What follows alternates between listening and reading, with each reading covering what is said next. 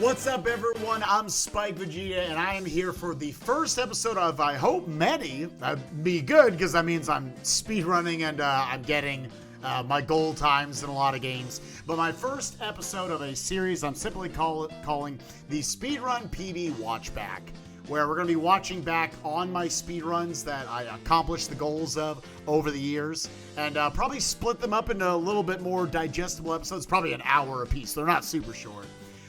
And today we'll be looking at a speedrun I was super proud to get this time in, Super Mario Odyssey in the darker side category. A little bit of background on Super Mario Odyssey, obviously the bread and butter, the meat and potatoes, whatever you want to call it, of this game. Maybe I'm just hungry, I don't know.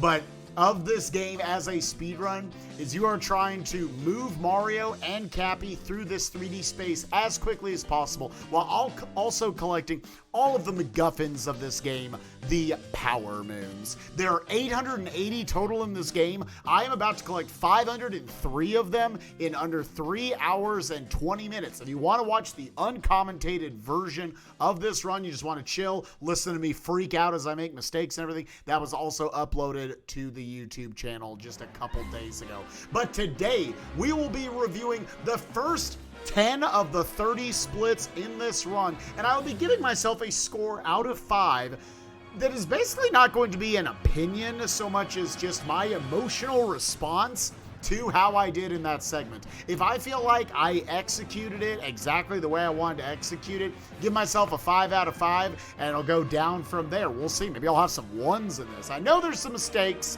There's always going to be some slop in your speed run. You can always do it a little better. You can always go a little faster. But with that, let's jump in. Episode 1 begins right now. Bam.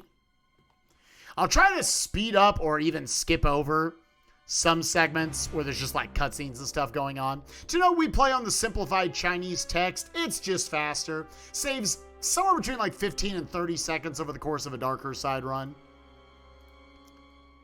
But with that, we'll bring ourselves back to a normal speed here as we're actually loading into the game.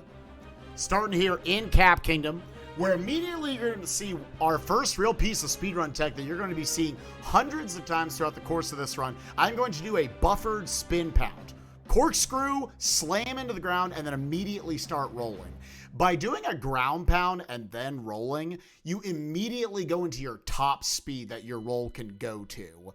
Now, jumping up in the air and doing a ground pound, that's kind of slow, but by doing this buffered spin pound, by rotating the stick 2 times inside of a cutscene, then all of a sudden you can already have Mario doing the spin jump and then pound immediately and start going. This saves frames all over the run. It's very satisfying to watch. Now, you're also, like I said, Mario's going to be rolling. He's going to be a little bit like Sonic the Hedgehog today. And pretty much whenever you want to be rolling, that's going to be generally your best way of moving across just any, most all terrains in this game. Obviously throwing in stuff like jumps and whatnot when you have to climb areas. Here we got our first capture of the game. We've got the frog. You saw a little bit more speedrun tech back there that you'll see at various times as well. The vectoring by basically falling at the camera at a diagonal angle like you saw back there in my frog transformation. Then you actually fall to the ground a little faster. And you go a little further as well. Here we got the topper fight. He's not going to be here very long. Nice thing about the bosses in Super Mario Odyssey is that almost all of them have a way for you to effectively cancel their, like, the classic invincibility phase. And so right there, by timing your jump onto his hat, that cancels the attack. We can immediately go into the second damage phase and be done. And with that, Cap Kingdom is already done. Definitely a little bit of super minor movement slop. There's pretty much not going to be a split in the entire run where I'm going to say I don't have a little bit of slop. You can always go a little faster in these. But I'm going to be nice to myself. I'm going to give it a 5 out of 5. I felt great about that Cap Kingdom. And if you're watching the actual VOD of this, I actually got a rainbow split that one. So cool. Nice that the cutscenes are very skippable throughout the majority of this game. Just have some load times and whatnot. Another buffered spin pound into hitting that checkpoint. We're going to want to hit at least 40 checkpoints over the course of this run, and I'll get into that much, much later. But effectively, there is always routing going into exactly which moons we get, not just because they're fast moons, but also because they work towards the Toadette achievement moons, which will absolutely come up at the very end of the run in the 3rd episode. But there, we got our first power moon, 1 down, 502 to go.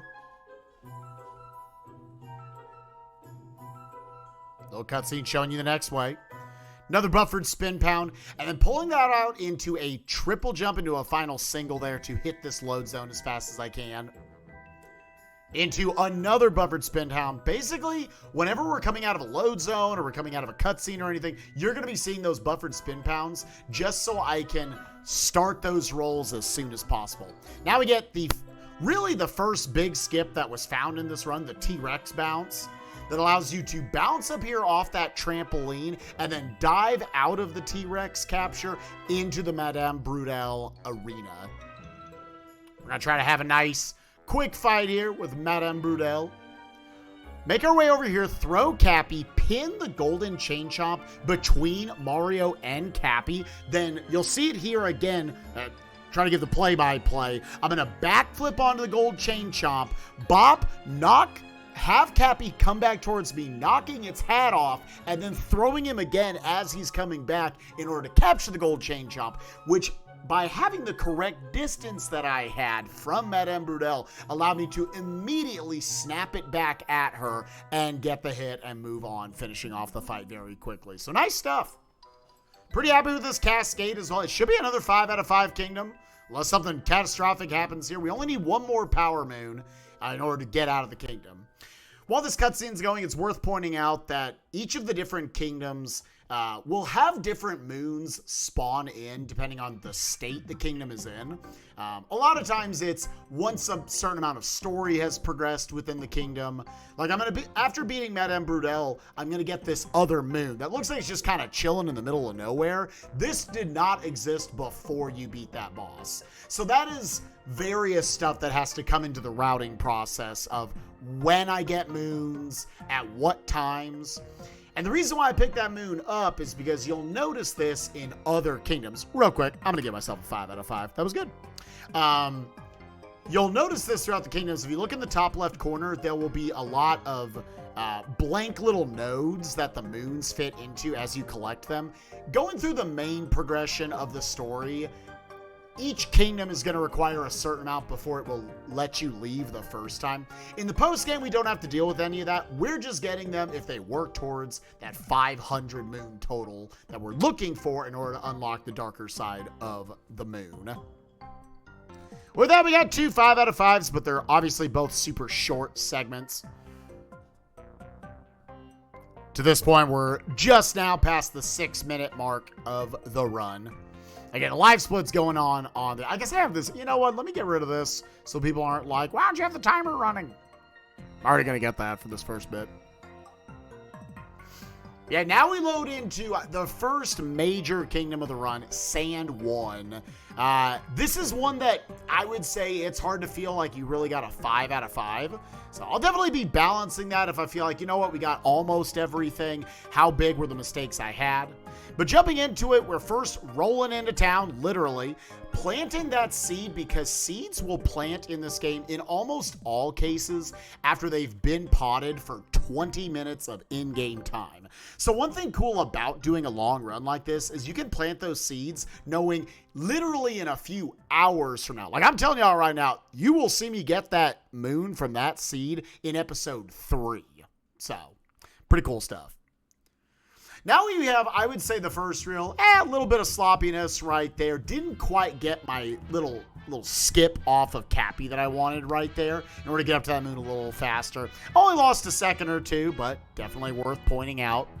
Now we're going to be making our way over to the inverted pyramid, which is supposed to be, you're supposed to be able to get in there after you get 2 other story moons. The one at the top of the tower, and then the one you get from collecting the 5 moon shards over at the Moai Habitat Island. I'm gonna let y'all know, we're never gonna get that second moon. We're gonna get the first moon, but a little out of sequence. After you get those 2 moons, that's what will unlock the inverted pyramid. Little bit of mishap right there. Didn't quite stop myself. Unfortunately, jumping and starting a text box with an NPC is the same button. So I didn't quite position myself right to get that Sphinx going.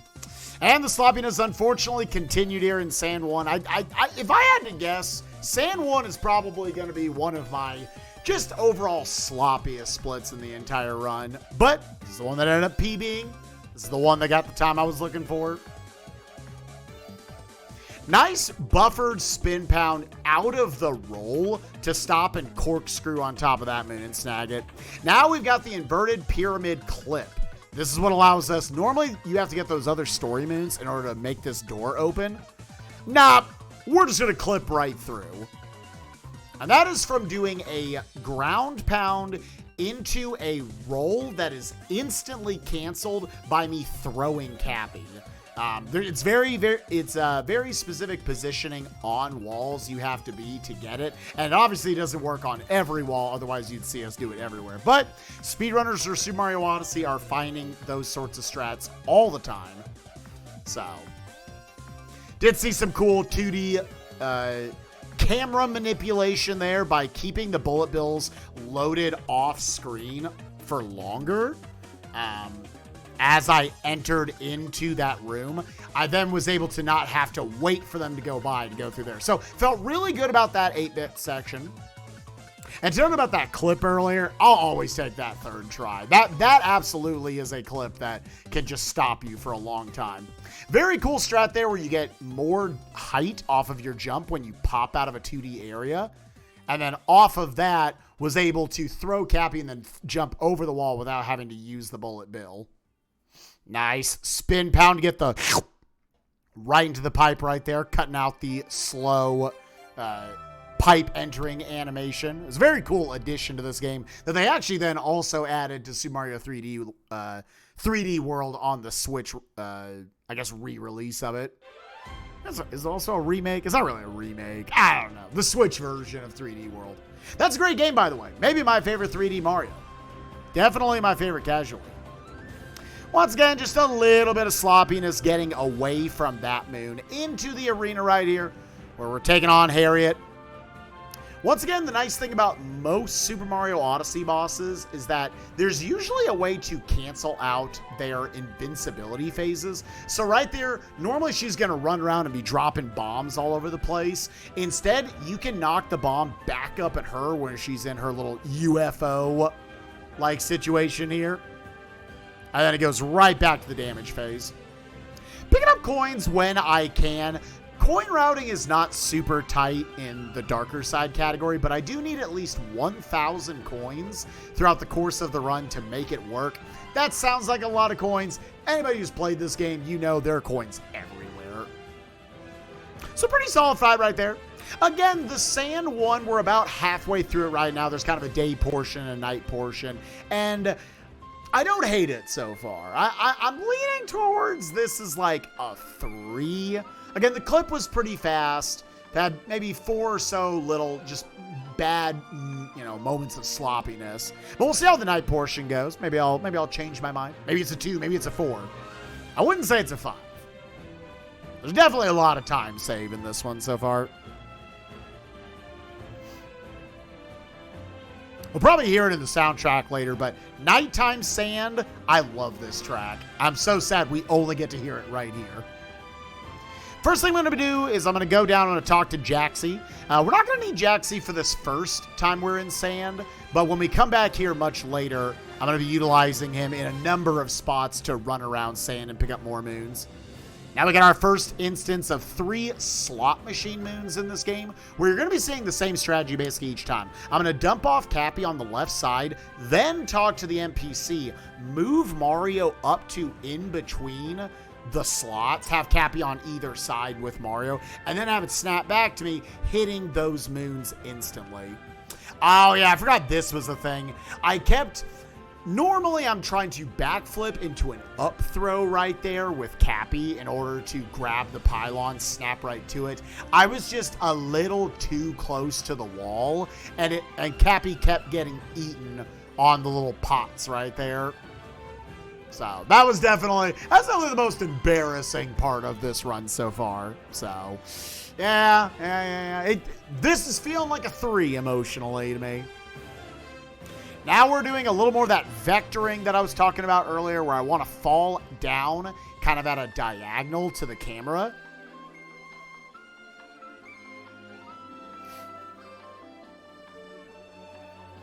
And now we go down into this ice cavern down here on the way to Olmec, the Legends of the Hidden Temple boss. Let's see if we actually... Oh, nice. We actually got the triple jump with the vector right there. Very good. Into the roll, long jump, cancel, into the spin throw. Spin throws give this wide arc to your throw. So if you're looking to capture something or hit something from a distance away, fitting in spin throws whenever you can is really good. Also, beautiful strat right there with the bullet bill, where I long jump out at max distance, throw Cappy, do a rainbow twirl as Cappy comes back to me to suspend Mario in the air, and then throw him again to recapture the bullet bill. If you like the look of that, we're going to be doing it again in this very next room.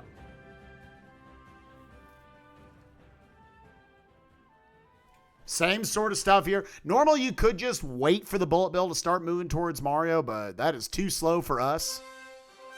Long jump out, throw it, rainbow twirl, up throw from right below the bullet bill, capturing him. Very, very sexy strats. Nailed both of them. Maybe this is a 4. Like, there's been 5 or 6, I would say, mistakes in this Sand Kingdom, but I don't think any of them have really cost me like a bunch of time. The one that definitely pissed me off was the one the up throw coming out of the slots machine. And what you got going on with this boss, there's not a lot of ways to speed him up. Again, Olmec, Legends of the Hidden Temple, right here. However, in between phases, I'm going to give it a 3 out of 5. This is a 3 out of 5 split. When he charges at you, I can actually roll in between his arms, and that actually makes his arms not go as far away so that they get back in place a little bit faster. So it's a little minor way to save time. You ever watch these runs and wonder, like, oh, are runners just doing that for swag? No, it actually is slightly faster. Unfortunately, because I got hit back there, because I mistimed my triple jump away, it's actually going to cause me to get hit right there, because then all of the hand cycles are a little bit off. It keeps in memory where it was in its attack cycle from that last one. So I was going to give this split a 4 until that happened.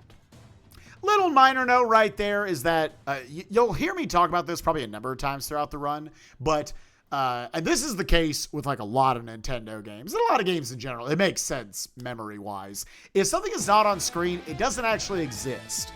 So that's why I did the camera manipulation with the 2D bullet bill section back there in the inverted pyramid. Right there, those 3 moons, the multi-moons right there, did not exist until I tilted the camera up so I could actually hit them a little sooner. One more spin pound, because we got one more thing to do here in San Juan before we leave. We got to talk to the tourist, and then he goes on a fun world tour with that taxi guy right there. I got to imagine he paid him handsomely. And that'll net us, I believe, 5 total tourist moons throughout the course of this run. So a little bit of a commitment to go talk to him, but you're going to get it back pretty fast afterwards. Yeah, if I was given half points, this would be like a 3.5 out of 5. I'm going to give myself a 3. Again, there were a few too many unfortunate spots that probably collectively, I would guess I could save 20 seconds on that split. That's a lot, even though it's the first real meaty split. Now here we're going to Wooded. It is the first of the 2 fork in the road kingdom paths.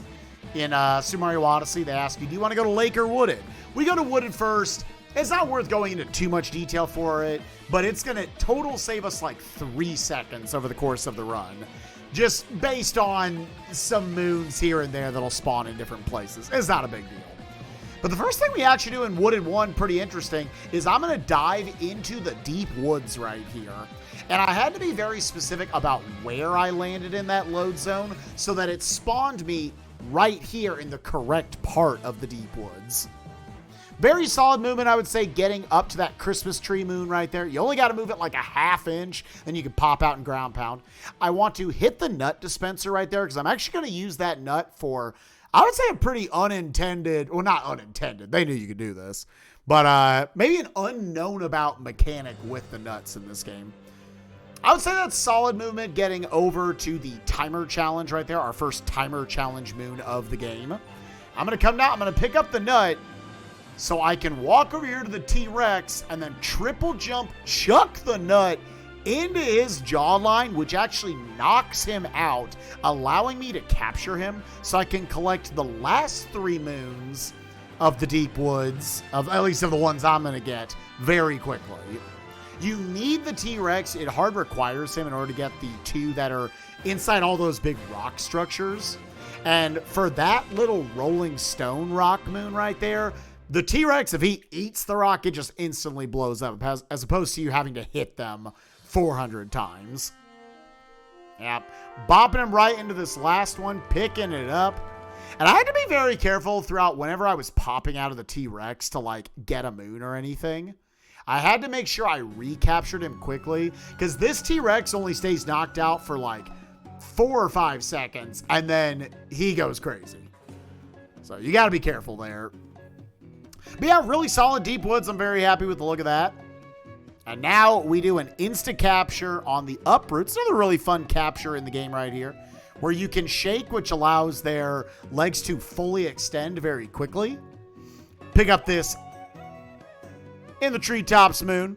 Make my way to another nut. Stop, turn this one into a triple jump immediately into the backflip, cappy bounce, into the snap up into the air to bust another nut. That's right. And get another moon. If you like busting nuts, this is the kingdom for you. Messed up my angle there just a little bit. So a little bit of sloppy movement, I would say, going towards that switch, but nothing too big. Nice.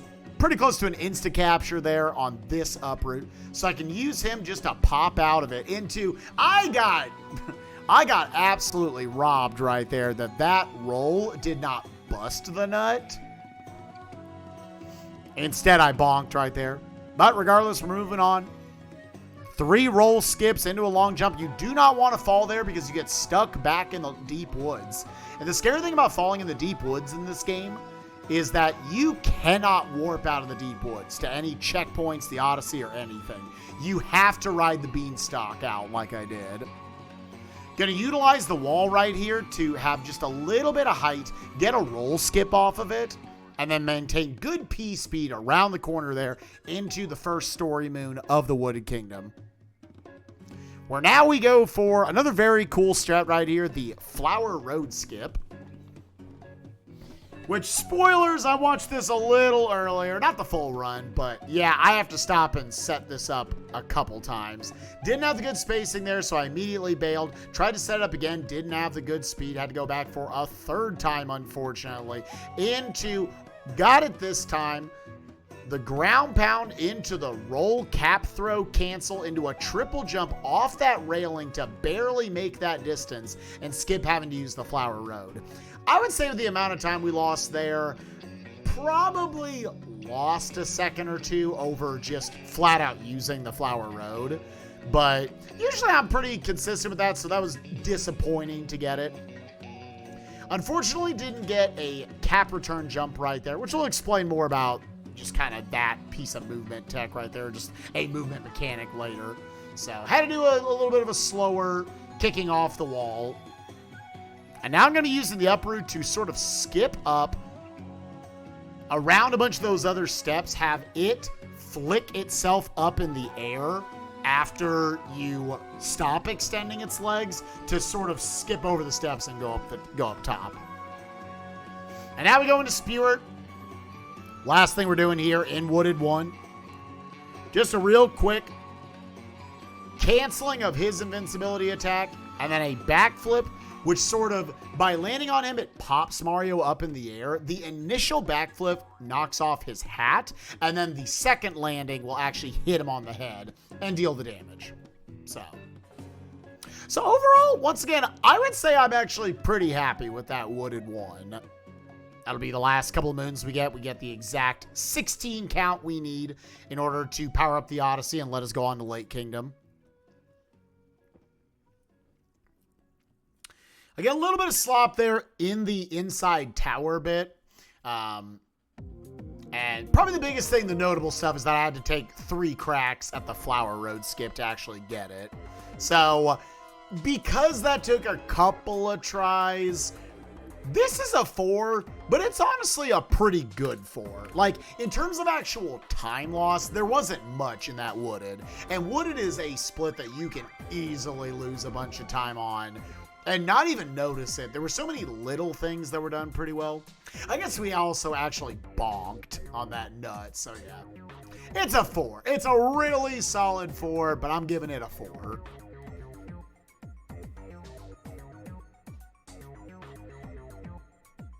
So next up, moving to the other fork on the road for our 5th split of the night. Again, we're going to be doing these in episodes of 10 splits for each of the runs I do.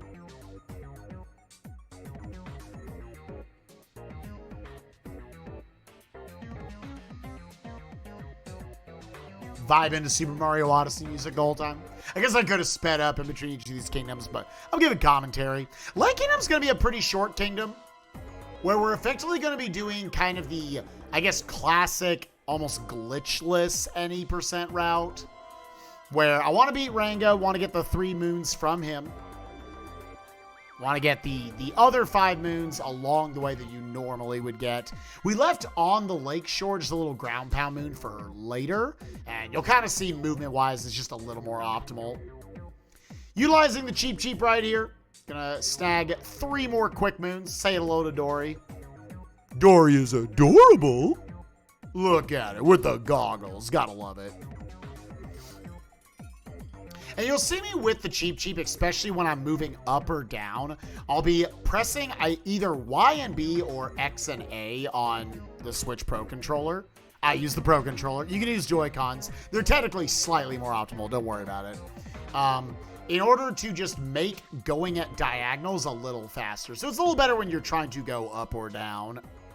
And then utilizing the cheap for that, the fish skip, the fish jump, whatever people want to call it, in order to jump up to this Rango arena immediately and get into the fight. You're seeing he's already almost done. Once again, we can cancel those invincibility attacks. Ground pound because he loses his hurt box right after you cancel the attack. Pop up in the air. I throw Cappy to suspend myself in the air and get that hit as soon as possible, knocking him out and saying, I need 3 moons. Just like that, we already have 7 moons from here. God, you collect moons so fast in this game. It's fun to think about. Yo, here's the Night Sand music. It's so good. It's so good. With that, we do need 1 more moon. As I said, there is a very simple ground pound moon that we could have got earlier, but it's going to be a little faster with the post-Rango movement I have to do right here. Because in Darker Side, another thing that we'll be doing throughout it is there are a lot of moons that are tied to hint arts, where you have to look at these pictures and then that spawns a moon in. And then out of here, I'm buffering it. Well, I meant to buffer another spin pound. Instead, I got a backflip. Not a big time loss. Now snag this moon, and then I'm going to dive forward off this camera angle, do some rolls into a long jump, and throw Cappy at the Odyssey. Little bit of small error in the movement, but overall, I'm going to give that Short Kingdom a 5 out of 5. No real super notable time loss.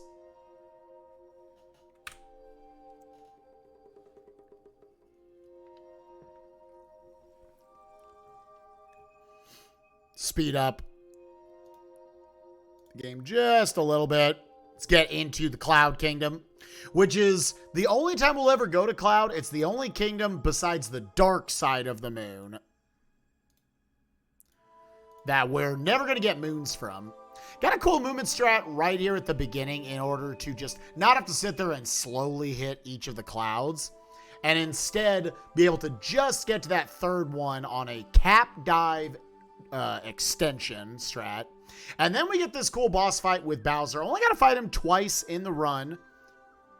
I'm manipulating exactly where I want him to go each time with my movements. I'm going to go up. I'm going to cancel that first attack from him, backflip, insta-capture his hat, and then immediately start punching him in the dick. Casually, you'll capture his hat out in the middle of the arena and then have to chase him down. I take an intentional damage boost for this one. It makes it a little more consistent. Once again, instantly capturing it, and before he can start running away, we start punching him.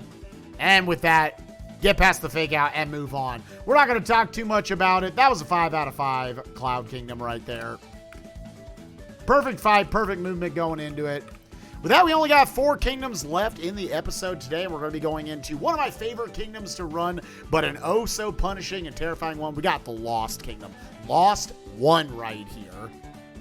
And I think it's the home of the first, like, truly notable mistake in this run, unfortunately. First up, right here, I'm going to be doing this triple jump off that tiny little rock there to get a cap return jump off of that palm tree right there, and then make our way up to the back part of the kingdom. We're effectively doing this kingdom in reverse because that will skip over the trigger zones where Klepto, the bird in this level, will like to capture Cappy. And you have to do this whole slow rescue sequence and everything. It loses like 45 seconds, so you don't want it. Instead, we're going to climb up there. We're going to hit that checkpoint. A very valuable checkpoint. Generally, checkpoints that are high up in an arena, in any level, are going to be really good because it allows me to do stuff like this where I just drop down on all these moons that I need. You'll see me utilize those all throughout the run. And now I'm going to be doing my first death abuse of the run. Here in the 8-bit section, I'm going to build up some speed on the left side, have good P speed, get over to this last moon, and then hold left so that I don't land on that platform, warping me back up to the last point I got a checkpoint at, which is back up here at the top of the mountain. Angling my camera down because, once again, if it's not on screen, it doesn't exist. So that allows me to actually get that moon as opposed to, like, flying through it. Do a nice spin throw here to get this gardening in one throw. Pretty happy with that. Now we're going to be making our way over to Klepto, that bird you see over there on the right side, that vulture, who normally would capture Cappy. And what we're going to do is we're actually going to trick him into thinking he has captured Cappy by going up there on the top of the platform. He thinks that you're now trying to chase him down, and he's flying around. If I jumped down here in this little area where I'm getting these moons, without me having done that, then he will instead capture Cappy there. So right there, you're seeing first real major mistake of the run. I took the death. I didn't get the correct momentum coming out of the cave. And what you're going to see me do here is I'm going to go back down. I'm going to trick Klepto again into thinking that he has Cappy, so it doesn't trigger the cutscene where he captures Cappy. I'm going to drop down. I'm going to get this moon. They normally want you to get like a tropical wiggler, bring him around, slowly get that moon. We're just going to drop down, get it, and then take the death abuse, warping us once again back up to the top of this mountainside, where I got to get 2 more moons, including one of the scariest strats in the entire run right here. We're going to be utilizing our good friend Glide on here. Get this moon, pretty chill. But now fly our way over to this spot. Once again, supposed to get a tropical wiggler, stick its head over in this little cubbyhole, get this key. Instead, I'm going to throw Cappy back, dive into the key, and then shake my controller, snapping Cappy onto Glide-On, allowing me to snap myself back over to him and get that moon and get out of there safely. So, a lot of really, like, it's disappointing we had the death. But in all honesty, as shocking as it may seem, I'm going to once again give that kingdom actually a 4 out of 5. The death was unfortunate. I definitely lost a good amount of time from it. But if you take out that death, I pretty much executed the rest of the kingdom, other than one other spot I could think of, missed up a ground pound. I pretty much executed the rest of that kingdom as to the point I wanted it to be, to the level of optimization that I wanted to see. It was a very quick TNT skip, that last trick I did with Glide-On. So I want to be nice to myself. I'm going to give it a 4 out of 5. That would be a low 4. Like, I could give that a 3, but you know. The death, at least, was not that costly. I, for the most part, could just drop down into the arena and go. But here we are in Metro Kingdom. Definitely the longest of the segments we'll be watching tonight. It's actually probably about the same length as Sand. But regardless, go in here with some nifty jumps up the right side of the city. We're able to skip out on the entire kind of intended casual path over on the left side. And instead just go up here on the rooftops, staying away from being down below. Got an unfortunate bonk there. Bonks happen all over the place. They're always annoying, but, you know, obviously you want to avoid them as much as possible, but they usually don't cost too much time, thankfully. Gonna do some rolling around here into a cap throw cancel, allowing me to carry my momentum around the corner. Now doing a triple jump into a cap dive, wall stalling into the wall. And then, unfortunately, another notable mistake right here. I tried to rush my backflip right there, so my spacing was not correct. So I bonked into the wall as opposed to bouncing off of Cappy. Second try at this climb does look pretty solid. Gonna snag a moon up here as we're going by. And then we're gonna be doing this classic long jump across this massive gap right here. Throwing Cappy, bouncing off of him into another throw into the dive. It's worth pointing out also, anybody watching this game, a lot of people, when they first played it, probably never did a Cappy bounce. The game never really requires for you to do it. You can get through the game without it. You can only Cappy bounce once before you have to land on the floor to reset it to allow yourself to do it again. So just to note that we can't just infinitely bounce on Cappy. There's a lot of routing around making sure we land on the ground in order to refresh those. And then here we got the Mecha Wiggler boss fight. It was a good first phase. We were able to knock out all 9 of its orbs in 3 shots. Optimal. And then what I'm doing here is actually making sure that I'm wedging myself in these corners. So the path he takes from building to building is as small as possible. And now we're going to try to go for the 2 cycle. This loses about 25 seconds if you don't get it. I knock out a couple of his orbs, and I'm really liking this left side on the wall, this left side pattern. Beautiful second phase. It's a good second phase if you're able to destroy all of his orbs before he even stops moving. So yeah, very, very happy with that. And that will put the Metro Kingdom into its next state, its daytime state. There's only a handful of moons that are available in this part of the kingdom. So by going to daytime, all of a sudden that's going to balloon to dozens of different moons, which is good because you need 20 to leave at the initial time.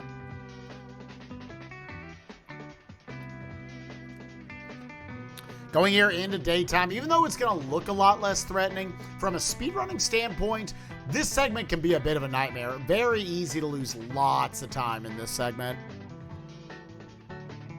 First thing I'll be doing is trying to go up here, hit this pylon. I know I do. I unfortunately bonk, which my movement here is going to be sloppy enough to where I'm going to miss a complete taxi cycle. Going to come over here, going to try to nab a seed. I do believe I grabbed the wrong seed there. I'm going to try to carry just a little bit of P-speed. Throw it up and, oh, I had to dive back down to get the seed. My heart's broken, dude. Pick it up. Pot it. We're going to be potting 2 different seeds in this kingdom. We'll be collecting them much later on in the run. And then we get the best moon in the game, Bench Friends. This dude just wants a friend. So sit with him. He gives you a moon. It's great. Go tell someone you love him, chat. Now, utilizing a little bit of creativity there by capturing the little pylon, or not the pylon, I guess the little pole there, and then flicking yourself, keeping a lot of P-speed around that corner, allowing you to roll over to Pauline, and start collecting the next story segment moons of this kingdom, collecting all 4 of the band members. It is worth noting that you might wonder, do you get all of the story moons in this run? Technically, no, but we are bringing peace to every single kingdom, so we are collecting the last story moon, the last multi-moon of pretty much all of them. And that's just simply because the more you do that, the more moons you have access to. And while there are 880 moons in the game, we need 503 of them. So odds are we need to unlock pretty much all of those. Getting the basis moon back there. Now making our way over to the park where we're going to plant another seed. Again, I planted the wrong seed earlier, so that mistake kind of led into this mistake where, as opposed to getting the Kobe where you chuck it into the pot from a long distance, I just kind of had to throw it and pray. It didn't quite make it. I had to go for the layup afterwards off the backboard. And then talk to the guitarist. We have 3 of our 4 band members. And you see, this is the first time in the run where we're utilizing the checkpoints to actually warp around the level. Of the 40 or so that we need in order to get certain Toadette achievement moons at the end of the run, I believe a good like 20 of them get used just for warping around.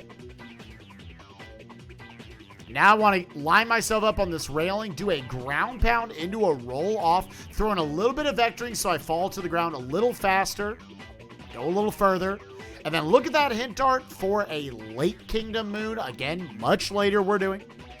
And then talk to the trumpeter, where he asks you, can you tell him? Can we Owen tip? Take me out to dinner first, man. Come on. That's all 4 assembled, and now we got to go to the sewers. We have a full band, but we can't have our festival. We got to bring power to the city, utilizing another one of those poles to flick ourselves over. Capture the manhole, and then ground pound all the way down. Gonna try to do some nifty movement where I do some rolling, but I only throw in the roll skips once I come around those different corners. Allowing myself to have good speed, but not too much speed to where I would maybe bonk and lose time. Really fun room right here. Dropping down off the dive, buffering another spin pound. And making my way up to the sewer treasure moon right there. Long jump, single jump off, and then rolling into the pipe. Triple jumping right here into a cap dive. And then doing the ground pound jump after I knocked out the first piranha. Because once again, just like I said earlier, you need to land before you can bounce off Cappy again. So by doing a quick ground pound right there, I touch the ground, I barely tap it, and that allows me to bounce off Cappy again and chain myself from the first piranha plant to the second piranha plant. With that, Metro 1 has almost come to a close, but we have a lot of people's favorite segment of this game casually. We gotta do the festival. But man, I tell you, looking at this. We need 500 moons. Look at how much Metro has. Come on, Pauline. Brought energy back to the city. Can I have a few? I guess you do. You do the festival. That gives you some moons. They can only give out so much. And now here, obviously, once again, a lot of people, this is like one of, if not their favorite segments of the game. In a speedrun, this segment kind of sucks, if I'm being 100% honest. Just because moving 8-bit Mario definitely feels a little clunky. Pretty much every 8-bit section doesn't feel amazing. But yeah, there are a lot of just kind of global cycles going on from the time we loaded into this area. Kind of how these barrels are falling down, how Donkey Kong will be throwing barrels at the end. And right there, ooh, an embarrassing fall down. That's actually going to once again lose me one complete barrel cycle, to where at least I lost a complete barrel cycle. And I think my movement the rest of this festival section is actually, it works out. Didn't get stopped and hit by a barrel there. Another universal thing that is good to point out about this run is that you generally don't use damage boosts.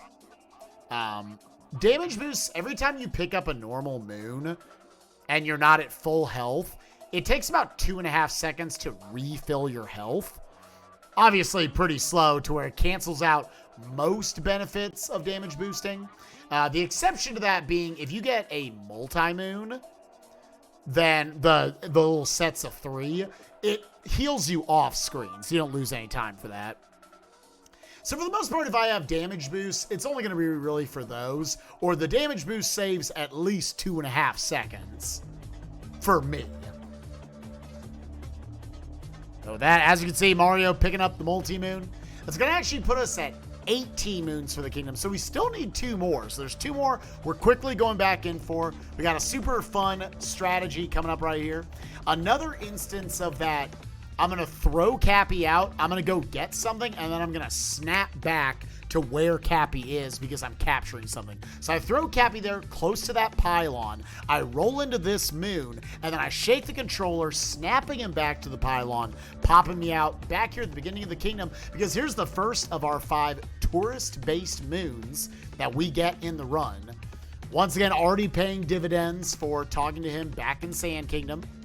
Next time we see him, I believe, is going to be in Cascade Kingdom, and that'll be in post-game.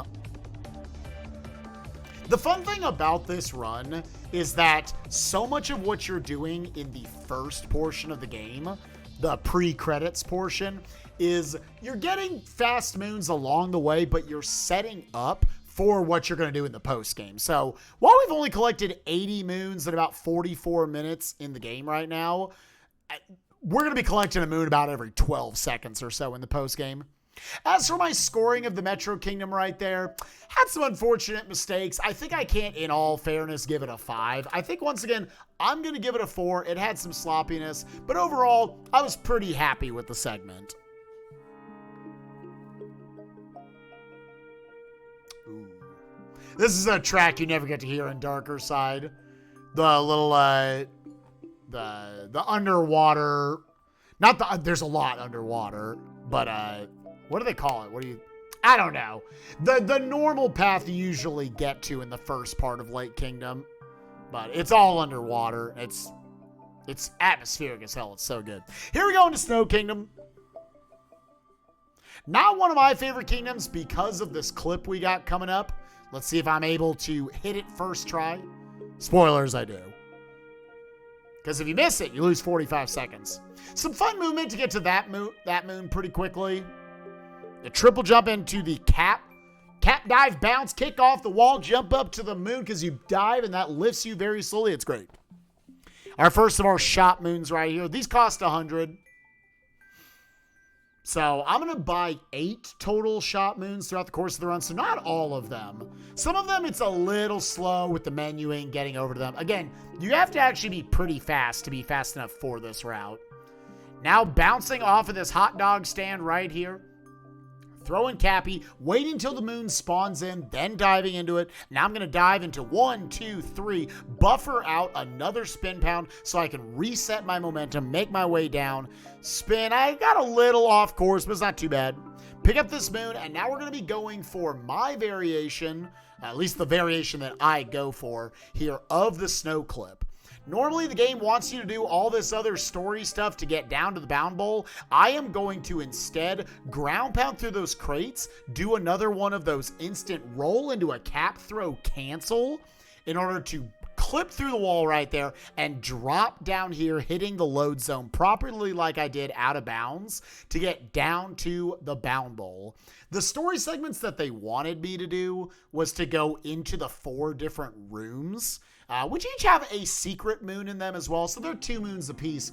It's not that those rooms are necessarily slow, but it is more beneficial to us in a Darker Side run to wait to go there until the post game, which you'll see in episode 2 of this series.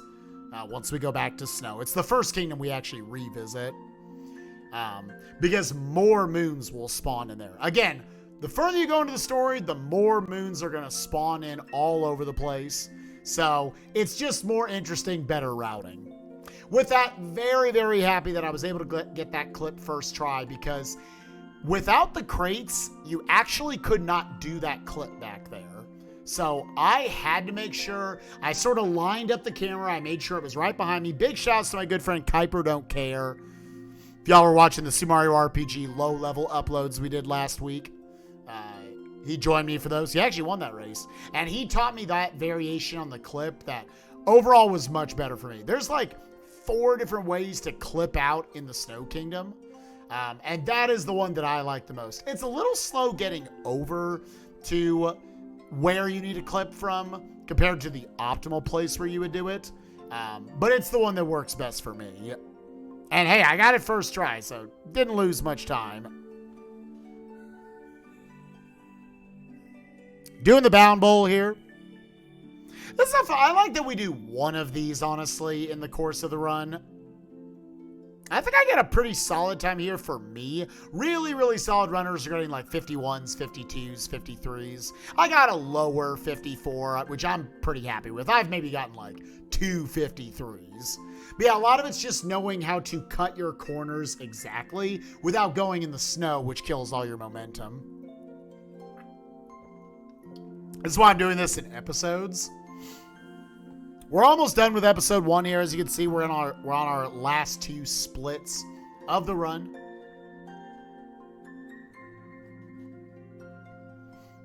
Need to give my voice a break. Lot to talk about. I love speedrunning. I hope everyone knows that. I love speedrunning. I'm glad we just get to sit here and talk about it. That being said, you need 10 moons to get out of Snow Kingdom, so we need to speedrun our way down here to pick up 3 more moons. Start with this timer challenge. Nice little vector, throwing Cappy right before we dive, and then doing a nice long jump so I'm in the water as little as possible, because being in the water is generally going to be slower than being either in the air or on the ground. And now I'm going to be doing a very specific bait strat right there, where if I go a little too hard left, the bunny's going to run right. If I go a little too far to the right, I'm going to miss him. So I had to ride that line perfectly to slam right into the bunny on his trajectory. Now we got the fish, which perfect fish RNG. And I'm not memeing about that. Fish is actually RNG, whether they nibble or whether they take a nibble or they give you a fake nibble. And every time it gives you a fake, it's a 2-second time loss. It's about a 50-50 every time, whether it nibbles or not. So the fact that I got it first try, very, very good. There was not perfect movement in that snow, but it was, that is a hard split. I would say whenever I go back to this game in this category, that's going to be a hard split to beat for me. Got the clip first try, as I said. And I was just overall very, very happy with the movement. So I'm absolutely slamming that with a 5. That was the best segment of the run so far. We got 1 split left to go here in episode 1. We got Seaside 1.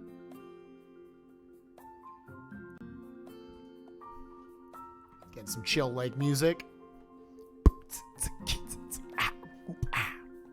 Oh, wow.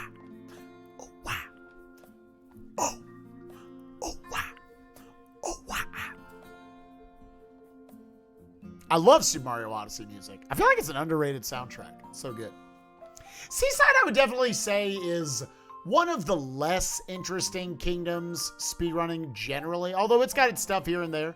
We got right here, I'm going to try to pull out, do a triple jump. I think I'm going to get eaten by the water, yeah. Trying to get a triple jump to have a little cleaner movement getting down to that seed. And then I want to chuck the seed so that I have to do as little seed holding movement while I am holding the seed as possible. Putting in the correct pot right there. I'll explain that later. And then right here, I'm going to cut out the last of that linear movement, spawning in that notes moon right there, and then having the cap return jump, vaulting me back towards this Gushin, getting to him a little sooner, picking up that story moon.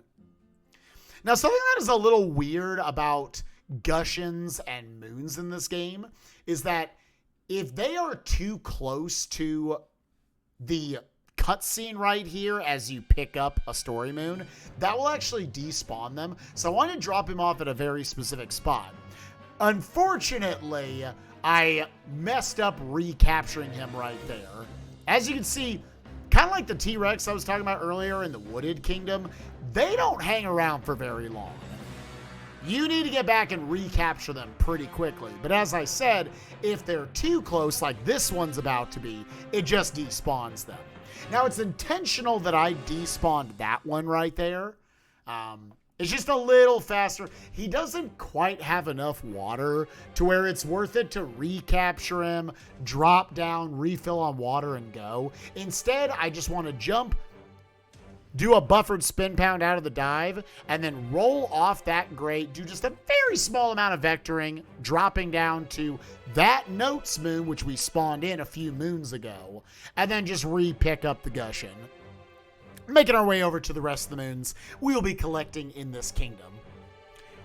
Doing the more kind of intended way to pick up this moon, ride the jet stream right here. Another thing about, kind of, I would say the big theme of Seaside 1 and Darker Side is that you're really kind of babysitting the Gushin the entire kingdom. Right there, I landed on that little platform intentionally in order to reset the Gushin's max height so I could get up to that next moon. And then right there, I wanted to make sure I decaptured the Gushin to where he's on basically the very edge of this platform. If he's too close, Captain Toad won't give you the moon. He'll be too scared. And if you drop him off too soon, he falls off the cliff and you lose actually a ton of time. Because as you would imagine, as you can probably tell looking at this, riding around on the Gushin is a lot faster than just moving around as Mario in this whole kind of back canyon portion of the level. Dropping off the Gushin a little distance away, so once again, this cutscene does not kill him. Then picking him back up, moving through the checkpoint, which along with moons will refill the Gushin's water supply. Dropping him off right there, so this kind of rolling snake pillar won't kill him. Then recapturing him before he leaves so I can get that moon once again for the 7th time, refilling his water supply. I say 7th time, it's probably about 7 moons right there. I just collected to do that. Picking him up again right here as we took out that wiggly bitch from the top turnbuckle. Absolutely destroyed him. And then after all that the Gushin has done for us, we're going to use his corpse, pop out. Him falling on the hot springs right there actually gets rid of a large pool of the lava that keeps you from getting down to this last of the 4 prerequisite story moons in order to fight the boss of this level. I don't remember the boss's name. I call him the Seaside Boss. Look it up. Look up the name of him. It's like 7 names and it ends in like the 3rd. It's like something, something, something, the 3rd, something, something of bubbling. Some shit like that. So we got this boss fight right here. This is a very easy fight to lose a ton of time on. I'll kind of get into that why in just a second. But you see right here, first off, he's got a bunch of lava on his head. We need to get rid of that with the water. And then we're going right over here. We know where he's going to stop for the second phase. And right there, we've taken out about half of his health. Now, you might wonder, why didn't I just stun him and then pop out and ground pound him, which actually would have fully ended phase 2? That's because right here, he would follow you over, but he would not stop at the hot springs.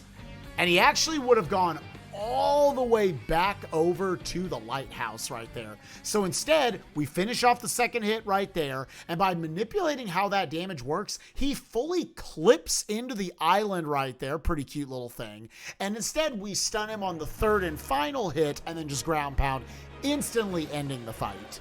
So again, you could pop out and ground pound him on the second hit, but because he goes all the way around the kingdom in extra time, net you lose about 4 seconds, I want to say, compared to doing it exactly like we just did. Picking up our last moons of the episode today. I believe that puts us at 104 moons total for the run. So as you can see, each of these 3 episodes, we're going to be collecting a lot more moons each time because we still have almost 399 moons left to get in the next 2 episodes. But with that, we got to give one final score out for that Seaside. I had to recapture the Gushin earlier because I wasn't able to re-get him. Other than that, though, I didn't lose a bunch of time on the boss.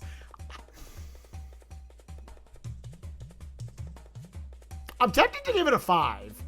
It'd be one of those where it's either a high 4 or a low 5. That 104 moons, yeah. You know what, chat? I'm gonna give it a 5. I think that is actually pretty fair. There are a lot of ways to lose a ton of time there, and I lost a handful of seconds from having to drop down. With that, that is going to be the end of episode 1 of the Speedrun PB Watchback. I might give it a better name at some point. We'll kind of figure it out when I upload it. But I'm going to pause it there. We are, in terms of the timer on screen, if you go watch this VOD, again, I uploaded it a couple days ago. We're at 57 minutes and 55 seconds into the run of a 3-hour, 19-minute run. Tomorrow, I believe, the 20th of our 30 splits gets us up through, like, Wooded 2. So, time-wise, it'll come out a lot more even, I want to say. But yeah, we'll be completing the kind of pre-credits portion of the run. Fair amount left to go in that. Doing the first, like, third or so of the post-game. And then episode 3 will be all the rest of the post-game, including finishing the darker side at the end of this. If we were to add up all of the scores right here, I'm down 1, 2, 3, 4, 5. I think that's fair. I give myself a 45 out of 50 in total. Again, some of them maybe are a little borderline. Seaside could have been a 4. Let me actually put it in a view where I can look at it. Yeah, I'm not too worried about these scores. Yeah, I'm just paying attention here and there. Yeah, I feel like these are pretty fair scores. Maybe because there was a death in Lost 1. You could argue that was a 3. But again, the way I want to base these scores, they're kind of arbitrary, just fun look backs. It's not so much an opinion I have of the kingdom as my emotional response looking at it and feeling like, did I do what I wanted to do with the kingdom? And I would say San Juan added up to a 3. Again, at worst, I would say this is like a 41, 42 out of 50, this first third of the run. I feel pretty comfortable just saying it's a 45. Again, 1, 2, 3, 4, 5. Yeah, 3, 4, 5. Yeah. -5 from what I would max it out at. But again, hope y'all enjoy. Again, we'll be back with episode 2 in a little bit. Again, make sure you bop that subscribe button below. I'm going to be doing this with all of my speedrun PBs as I get my final runs from them after grinding them for a while. Pick up speedrunning yourself. It's super fun. And we'll see y'all for later videos. Later, gamers. Bye-bye.